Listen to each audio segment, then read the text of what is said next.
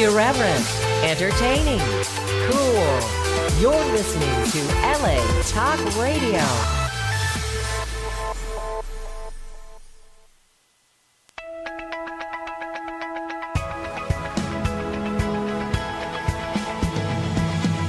You're listening to Question Reality with Priscilla Leona, right here on LA Talk Radio. Hello, and welcome to Question Reality. I'm Priscilla Leona, producer and host of this show, and we are coming to you live from Los Angeles, California. For 10 years, we have been ranked the #1 entertainment career advice internet radio show, and this show is for you if you're currently pursuing or dreaming about a career in the entertainment industry. Our guests will help you by providing tips, advice, and resource information on how and what it takes to successfully pursue a career in a wide variety of show business professions. Now, guests on this show include Emmy winners, Grammy winners, Tony Award winners, reality TV stars, film and music producers, film, television, and theater directors, casting directors, talent managers, screenwriters, actors, singers, songwriters, comedians, script supervisors, stunt people, and we throw in an entertainment attorney around the end of the year because hopefully you'll get to that point where you can afford an entertainment attorney. So we have to throw one in. Now, if you missed any of our shows, please go to our archive page on the latalkradio.com website and search for the title of this show, which is Question Reality, or you can search by my name, Priscilla Leona. And all of the Question Reality shows are also available on iTunes, Google Play, and Stitcher.com under the podcast section. And please make sure that you get our free mobile app, which is on the homepage of the latalkradio.com website, and it's located on the right-hand side towards the bottom of the page. And finally, if you want to be a guest or refer someone to be on this show to promote and showcase themselves, their products, and just genuinely help listeners with career advice, we are currently booking guests for the new year, 2019. So please go to our official website, which is questionrealityradioshow.com, not latalkradio.com, questionrealityradioshow.com, and click on the contact link to submit for interview consideration. Everyone wants to be considered for something. Now, today, as you know, if you have been listening to me for 10 years, you know how obsessed I am with the 80s. Do you not? You know, I am still stuck in the 80s. I have the 80s mentality, love my 70s and 80s music. Actually, I like all music prior to 1990. So from the 20s to 1990, yes, but pretty much I'm locked. I'm locked in the 80s. And I was so excited when I found out that I had an opportunity to book this guest today because he is all about the 70s and 80s. Let me tell you, I am thrilled and over the moon. His name is Aaron Hart, and ladies, he is a hottie. He is a sizzling, sexy little mucalata chocolata with a peppermint stick. He is gorge, I tell you. He's a gorgeous little guy, young guy, should I say. That little guy, young guy. Let's put young guy, and I want to emphasize that because if people hear 80s music, so a lot of the millennials and the Gen Zs are like, oh, he must be like 90. They don't even know. They weren't even born in the 80s, so, you know, everybody's ancient to them. But this is a young guy. His name is Aaron Hart, and he has a band called Love Stallion. And boy, have I been getting some text and emails when we sent out an email blast announcing that he was going to be coming on the show. And of course, they thought that he was a porn king. And they're like, Priscilla, are you having a adult film porn star on the show today? I'm like, well, you people read what I take hours to write. No, he's not a porn star, you sickos. He is promoting his latest album. The album is called Unforgettable Ride. Love Stallion is a band. It's a band name. It is a band of young men that are inspired by the big rock sounds of the 70s and 80s, and they are storming the music scene with, are you ready for this? Original music. Original music. How lucky are we?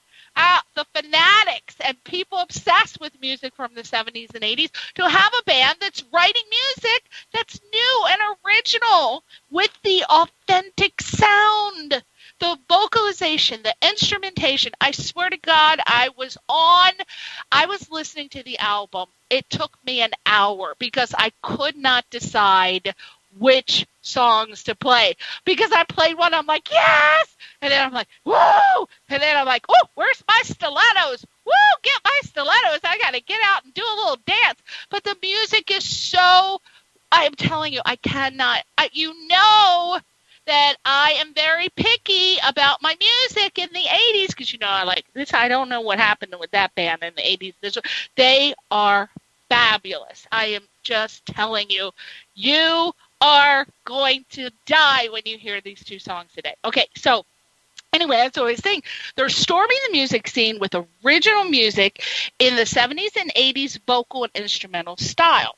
Now, they have slow songs and they've got hard rock songs, and I'm telling you, it's going to get your heart racing. Your hair is going to be flinging all over the place. Remember how we got to fling our hair? I don't know. I had like a whole can of Aquanet in mine, so I didn't fling, but, you know, there was flinging going on, and then you got these crazy thoughts that are coming back with the good old mullet for the men, and then the ladies, you're going to want to break out your stilettos because, you know, you're going to hear the fast songs, and then flames are going to be coming off the heels on the dance floor. So this band is hot. It has powerful riffs. They have memorable hooks, and what is most important is that they really capture the musical nostalgia of our 80s glory days. Yes! And as I said, I'm going to be playing two of their songs, one around 5:30 and then the other one around this is Pacific time.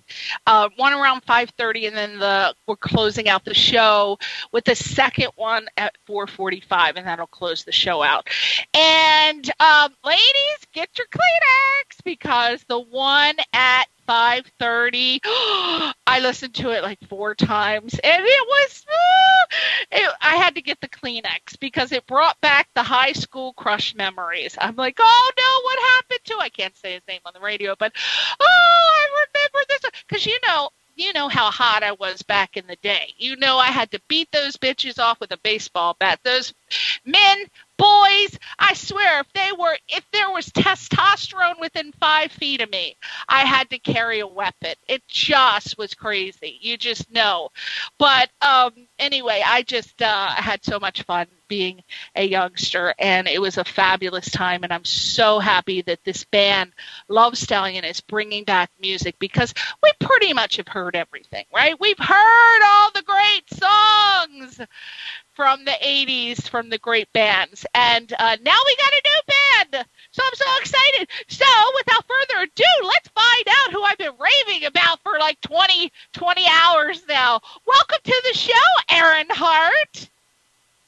Thanks, Priscilla. Thanks for having me. Oh my God, listen to his cute little voice. So you obviously know, ladies, that this is a young hottie. Listen to this voice. So we don't have any old 80s has-been trying to, relive the glory days with the 80s music. This is a young freshie. Wow! So I have so many questions for you, Aaron, but first of all, just to fend off these little psychos that were sending me emails and texts because, you know, we have like hundreds of thousands of followers on Twitter, between Twitter and Instagram and Facebook. And the name of your band. First of all, let's get this out of the way. The name of the band, this is, to me, this is such a typical 70s or 80s band name. You know, how did this name, how did you come to name your band Love Stallion? Because let's be honest, Aaron, it is a little porno-esque, but I love it. I can dig me some porno-esque shit. So go ahead. Yeah, you talked about my imminent future in the intro of. Hey, we gotta all make money to pay the bills, right? Yeah. All right. So how'd you come up with that name? Well, good question. So my last name is Hart, so I've always kind of carried the heart symbol my whole life, but. Yeah, eventually everyone figured it out. My friends figured it out. It's just another way to say sex horse. Oh, sex horse! I'm loving it. Okay, sex horse it is. I already am all on board. All right, no pun intended. Okay, so are you the lead vocalist and songwriter of the band? I am. Yeah, I'm the lead singer, and then Rob, the guitarist, and I wrote all the material, and we are currently working on the next step. So. Well, now let's not go too far. You're already ending the show. I'm going to hang up now because you told me everything. Believe me, I am very methodical and detail-oriented. I have crafted questions, Aaron, that is going to take us on a journey that starts from the beginning, and it's going to apex at the end. Let me ask the questions and tell us the story. Okay, what are the names of your band members and the instruments they play? Let's get that in there. So we got Tay Hamilton. He is on lead guitar and backing vocals, and Joe Seago is on bass, also backing vocals, and then Ryan Elwood is on drums, holding it down. Locking those drumsticks down. All right, so I understand that Love Stallion began as an experiment, sort of a spur-of-the-moment co-write of the song Big Rock Radio by you and someone named, now I don't understand, so you have to explain this, by you and someone called Creighton Huntley, and then it said AKA Rob McClenmore. So, and you guys did it outside of a concert hall in the fall of 2013. So, is that correct? And if so, tell us why that was a spur of the moment co-write, and why is Creighton Huntley, AKA Rob McClenmore? So, get that all in there for me, Aaron. Yeah, totally. So, Rob is his given name. Creighton Huntley is his stage name. But Rob and I go way, way back, been buds for years, played in projects together. And we were actually at a Muse show, and I think our 5 years is tomorrow. But we were at this Muse show and just kind of started to talk about, we'd had a couple projects taper off and not feeling inspired, just playing modern and pop stuff, rock around town. So we just started talking about what would our dream band look like. And we've always just kind of had a good synergy in our influences and what we like. And so we started talking about what would our dream band look like. And we kept coming back to our influences like Leopard and Kiss and Van Halen and just big stadium rock and the crazy performances. And Muse, of course, that night was putting on a killer show, lights and choreography and that sort of thing. But we wanted to bring back that big rock from, like you said, the 70s and 80s that people really aren't doing anymore. And a lot of people, like you said, millennials haven't necessarily been exposed to it. Maybe they know the hits, but they've never gone to see a Kiss show or a Scorpion show or a Motley Crue show.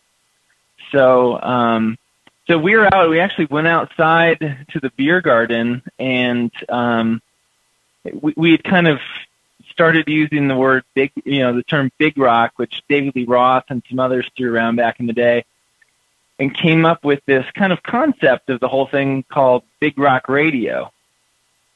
So Rob and I just right there, we pulled out our phones and we had some instant ideas about what a song like that would be like, and another song or single slow release, and just started singing into our phone all these ideas.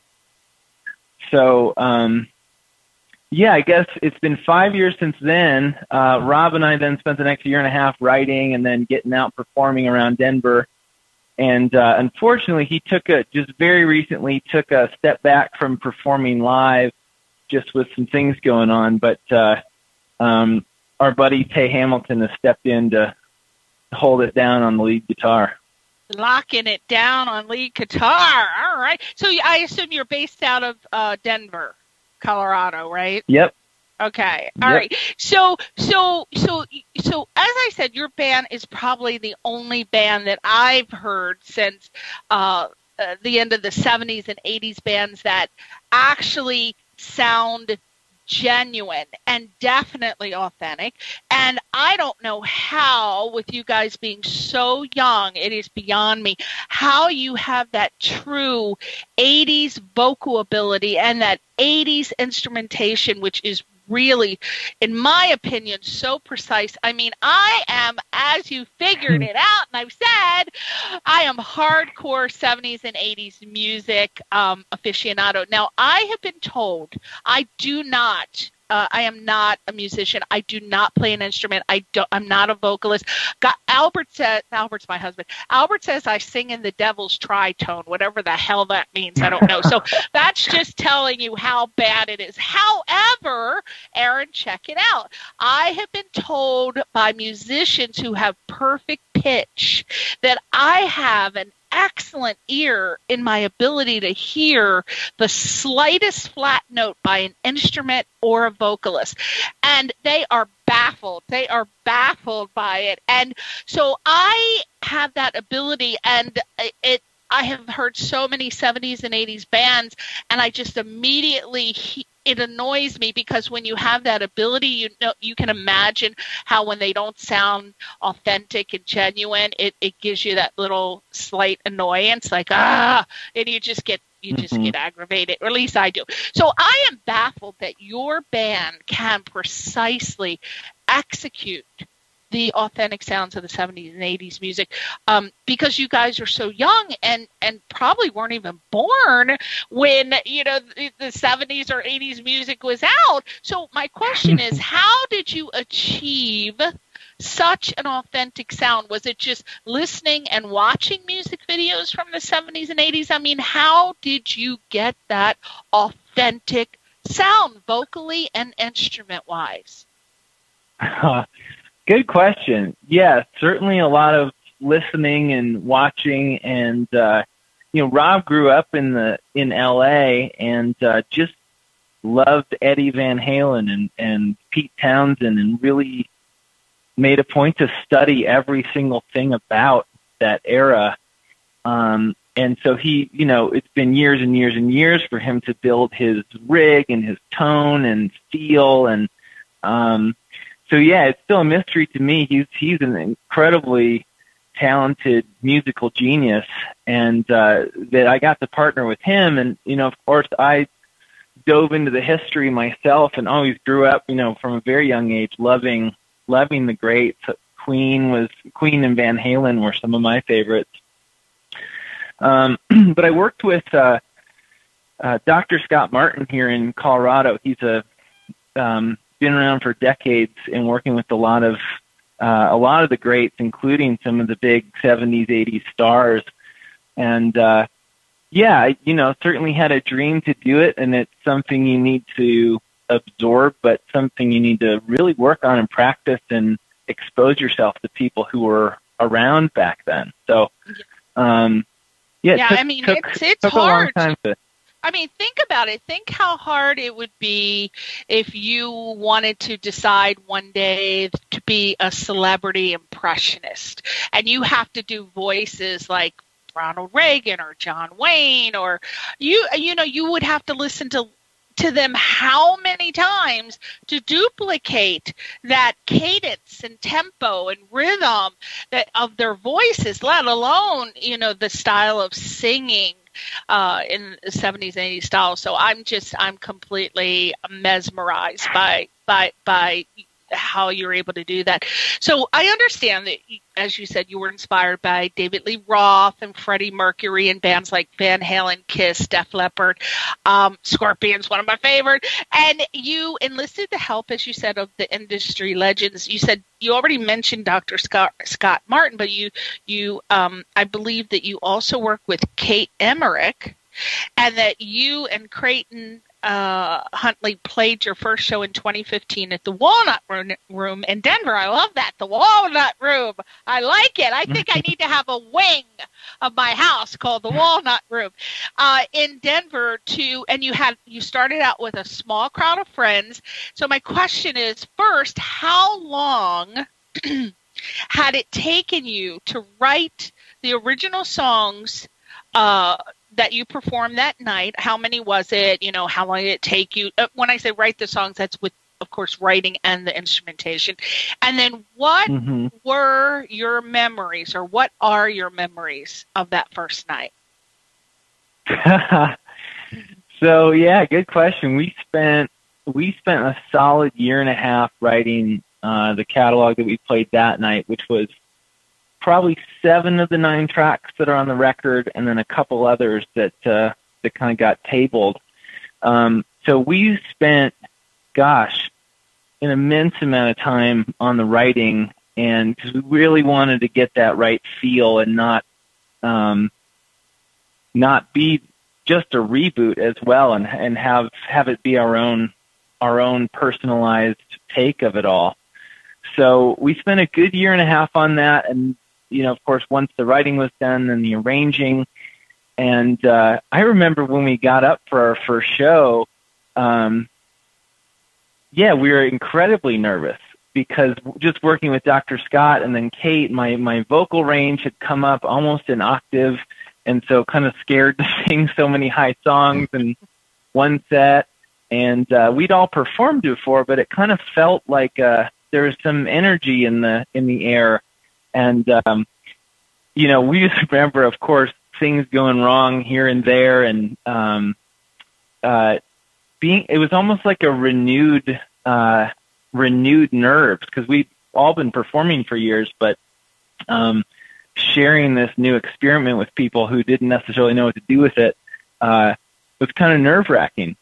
But at that point, it wasn't this big glitz and glam show. It was, we all just wore white, and it was kind of similar to what Queen did when they started. They just wore black, then wore white, and then they, took them a couple years to really put their show together. So we look back on that, kind of laugh at how nervous we were, and how simple it was, but also the incredible response we got from the crowd, kind of no one knowing what to expect, and then everyone kind of lighting up and crowding the stage when we played that night. Well, I am so glad you're converting these damn millennials and Gen Z or Y, I'm not sure what the hell, into some good music. So apparently I understand that as your fan base grew, what did you do, Aaron? What did you guys do? So apparently, so did the flash and flare of your live shows, because your band became recognized for what's great, high energy, and your flamboyant wardrobes, I guess you started to incorporate. There were sequins have come out, and spandex and leather. But what I'm most interested in, and you have to explain this, what the hell are your signature sexy disco legs? What the hell is that? What is that? What is going on there, Aaron? What is sexy disco legs? It's the next generation disco ball. Oh, what is it? Are you talking about like your legs? Your personal legs are so sexy, they're called sexy disco legs? Or are you talking about it's a prop? I mean, what is this? Well, it's both. but yeah, so we have, when we play a show, we have these, they're about, their legs posed kind of one knee up, and they're about 4 or 5 feet tall, mannequin legs, and they're totally covered in mirror tiles, just like a disco ball. Oh. So we have our crew kind of hoist them up real high. They're on motors. They spin around. We put a bunch of lights on them, and it's not just your symmetrical disco ball refraction. It's just this crazy scattered light that's going on the whole time. Oh my! Now see, that is a really good. You're making me envision an album cover with those legs on it. I want to see those. Can you send me a picture of those? I really wanna see that. Like I will continuously promote your show, and the next thing I want that picture to be sexy disco legs. I actually, oh my gosh! Now that I think about it, that would have been a great name for a band, Sexy Disco Legs. It's like it's almost as good as Panic at the Disco. That's a great name for a band. You know that band, Panic at the Disco? Yeah, totally. Yeah. Sexy Disco Legs. So if you have to leave Love Stallion behind, or there's too many people wanting to hire you for porno films, then you're going to have to change your name, and you're going to go, Priscilla told me Sexy Disco Legs. That's going to make people go, what? So there you go. Now, okay, so we got 2 minutes. I want to keep on track. Okay, so we're going to play the first of 2 songs that, as I told you before the show started, I had the worst time trying to figure out what my second song was going to be. I literally listened to your album for like an hour. Every single song was on bleak, as the young kids say, and that means on point. It was happening. It's hip. It's like, that was it. Okay, so I finally decided on the one that, of course, I'm going to go for that slow 80s song. But when I heard this, I'm serious, I had some tears. There were tears coming out of my little tear ducts, and I had to do the Kleenex wipe. Can you tell me what song you think it is that I decided on as the slow song? And of course, we're going to play the fast song to close the show out. What song do you think I chose? I think you already know. Got it. Got to be Valentine. Oh my gosh. Okay. So love that song. First of all, every song from this album is going on my playlist. When these people check you out, so I'm assuming that every one of these songs are on iTunes. Is that where can we buy them? Obviously iTunes, right?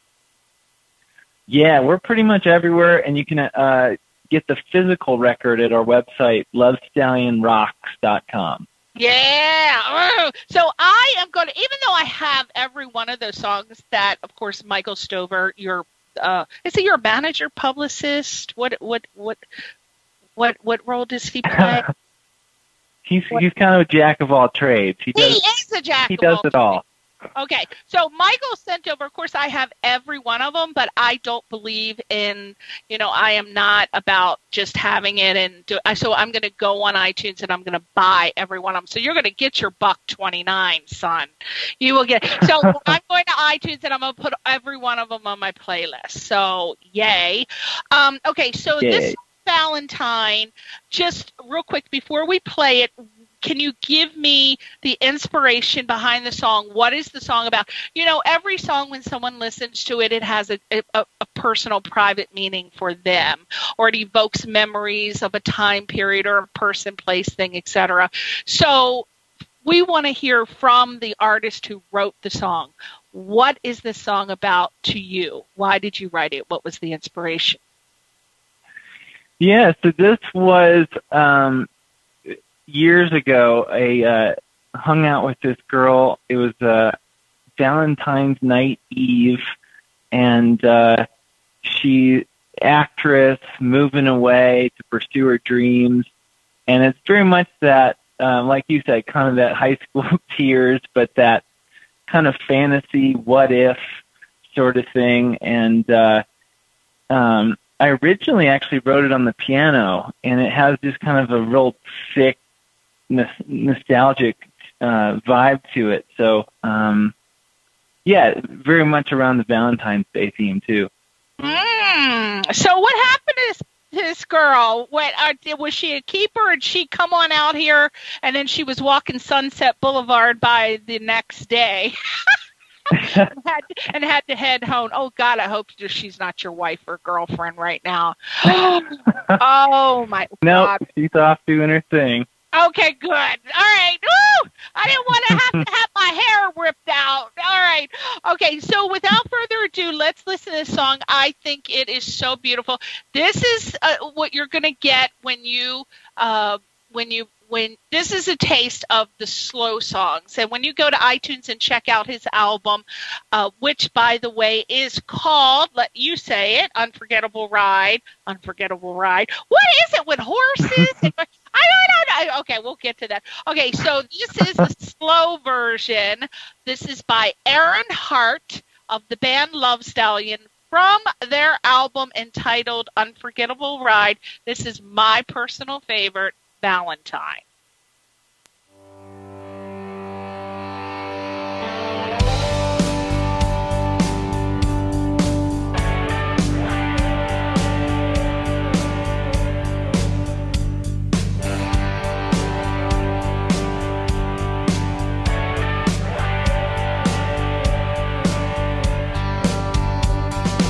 You were on your way to the big time.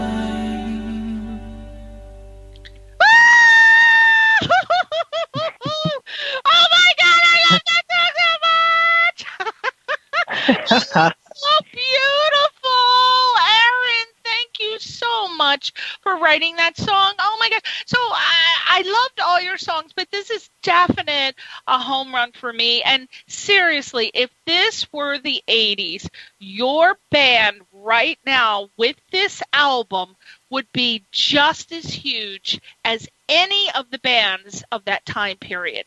I mean, seriously, you would be right up there with Wow. and Van Halen. I mean, this is authentic shit. I'm telling you, this is really like this is the shizzle, man. So speaking of which, I'm just so thrilled, Aaron, that you are bringing this musical genre back. And honestly, these are comparable, authentic songs, and if it were up to me, I would bring 70s and 80s music back as a contemporary style forever. But alas, Aaron, time just keeps ticking into the future. So my question to you becomes one of a serious interest to me. What is the goal or the most that you think that you can achieve with this musical genre from the past? Can we bring sexy back, so to speak? Absolutely. Absolutely. I think, so many people grew up with this music and love it, or their parents listened to it and they still grew up with it, even though it's not what's on the radio right now. And it really is, like you said, it's a timeless genre, and people are still so excited about it. So we definitely plan to make this definitely a long game. Hopefully put out a record every 2 years, get on tour. Our goal from the get-go is to play the big stadiums and the arenas and put up a bunch of sexy disco legs all over the ceiling. Get people wearing spandex again and leather and all that stuff. Oh my God! Woo! I don't know, but I've hung up my cat suit. It's got mothballs on it now, but I used to wear the sexy cat suit. But yeah, hey, bring sexy back, and we can introduce it to the millennials, the Gen, is it Gen Z or Gen Y? You know what I'm talking about. But yeah, for sure, we got to do that. Now, Love Stallion, your first video single for Slow Release, which is the song we're about to play, it was released a couple months ago from your album, Unforgettable Ride. And I understand that it was produced by Steve Avitas, who I read was associated with Tony Bennett and one of my absolute favorite boy bands, NSYNC. Oh my gosh, now I love NSYNC. That's about the only band from the 90s that I like. And so first of all, how was he, Steve Avitas, associated with Tony Bennett and NSYNC? And what kind of feedback are you getting from the music video? Great feedback. Yes, Steve's actually been friends long time with Dr. Scott, and that's how we got in touch with him. So he took a huge interest in the record, in us, and in the style, and really kind of took some ownership with the project, because of course this sort of thing doesn't come along too often. So he became like family, really made everything super polished, true to the era with mixing and all that sort of thing. And Slow Release, the music video was just super fun, just kind of hamming it up and putting on that 80s filter on the camera. And got the sexy disco legs in there that I can see. Oh yeah. Oh yeah. Yeah. See, this is your thing. You got to focus on those sexy disco legs. So was Steve Avitas, did he produce the Tony Bennett music video, or the NSYNC video, or the album? How was he associated with NSYNC and Tony Bennett? Oh, he produced records for them. So he was our studio producer, and Dr. Scott Doc, he worked with NSYNC as well, and so we're just super grateful that just through friends we got connected into such a really a cool crowd that's been an integral part of history, music history here in Colorado. Very high caliber. So what is on the agenda for next year? What's going on? Well, first of all, are you coming to LA? You got to perform at the Viper Room or the Whiskey Go-Go. Come on. You better book some gigs out here so we can come see you. Are you coming to LA? Absolutely. Viper Room's on the list. So is the Mint. So we are hoping to, we're right now trying to work on a couple music videos to release in the next 6 months and then get out on tour next year. So LA is definitely one of the top spots that we're planning to come out to. Well, you better come back on the show before you come to LA so we can promote. And then I have a huge a group of people that I will bring to your show, and we'll be screaming sexy disco legs. Well, oh, my gosh. So for sure. So you promise that you're going to come back, right? I mean, come back. You've never been here. You promise you're going to come out. You're going to come back on the show before you come out here, right? Absolutely. Yeah, I love LA. I have a ton of friends out there, go out there a lot. And I actually played the Whiskey way back with a friend in his band. So I'm excited to be back and playing. Oh, my gosh. All right. I'm going to count on you. All right, everybody, we're getting ready to play the last song. We're going to close the show out with the last song. But I want you to go to his website, Aaron's website. It's lovestallionrocks.com. Also, he's on Facebook, Love Stallion, Twitter, Love Stallion. Go to YouTube and check out, I guess you can type Love Stallion or Aaron Hart. I'm not sure. And also, most importantly, go to iTunes and listen to these songs. I guarantee you're probably going to end up buying every single one of them, just like I am about to when I get off of this interview. But I want to thank you so much, Aaron, for coming on the show. Thank you for bringing our music back. And when I mean our, I'm talking about everybody who loves the 70s and 80s music. Oh, my gosh, you have given me hope. Really. I mean, if Michael Bublé can bring back music from the 40s, 50s, come on, you can bring back 80s music, right? Keep doing what you're doing, for sure. And also, I am going to friend you. Send me your personal PM me, because I'm going to hook you up with an 8-time Grammy winning producer, and we'll talk about that. So text me, and I'm going to forward your stuff to him. And he produced for Whitney Houston, Mariah Carey, Aretha Franklin. So PM me and get the information from Michael, and then we'll talk. And I'm going to forward your stuff to him.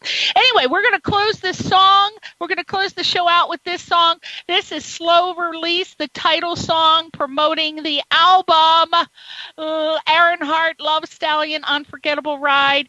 Thank you, Aaron. Say goodbye to your fans. Thank you so much, Priscilla. See you, everyone. We'll see you on the road. All right, sweetie. Slow Release from the Love Stallion. Bye, Aaron. Bye-bye.